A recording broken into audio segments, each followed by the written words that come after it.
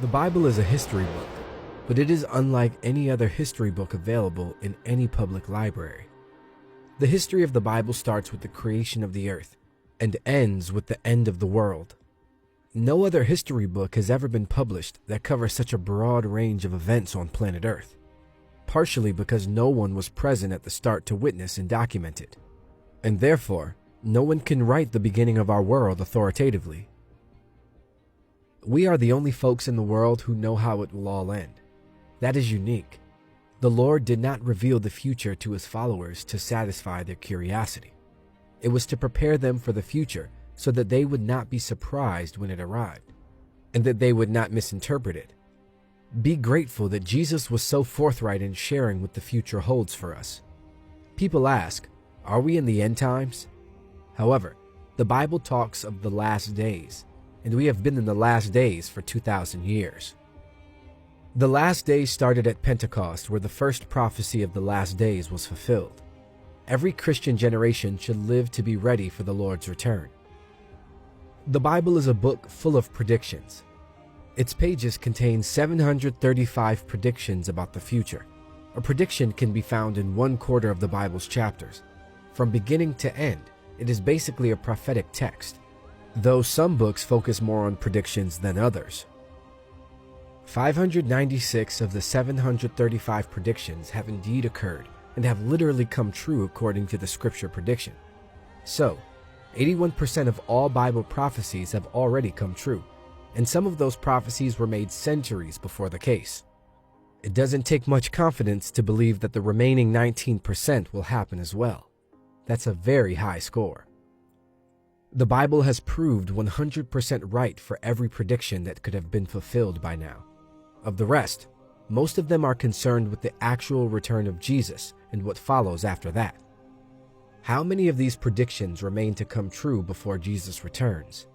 The answer is about 20, and we are watching to see those happen first before we look for the Lord's return. Jesus told us to watch and pray. What do we watch? We cannot stand still and watch the clouds to wait for him to appear. That is not what he meant. He meant, keep an eye on what's going on in the world and see what signs I gave you to help you prepare. Signals are the signs. So let's look at Matthew chapter 24, where the disciples asked him, what will be the signs or signals of your return? What would we do if we don't know when it's going to happen? To their inquiry, Jesus gave a direct and unambiguous answer. We can thank God that he responded in such a straightforward manner. In the book of Revelation, he gives a much more detailed and comprehensive response, but here he gives a rundown of the signs that will precede his arrival. The disciples approached Jesus secretly as he was seated on the Mount of Olives. Matthew 24, 3-36. Later, Jesus sat on the Mount of Olives. His disciples came to him privately and said, tell us, when will this all happen? What sign will signal your return and the end of the world? Jesus told them, don't let anyone mislead you, for many will come in my name, claiming I am the Messiah. They will deceive many, and you will hear of wars and threats of wars, but don't panic. Yes, these things must take place, but the end won't follow immediately. Nation will go to war against nation, and kingdom against kingdom. There will be famines and earthquakes in many parts of the world. But all this is only the first of the birth pains, with more to come.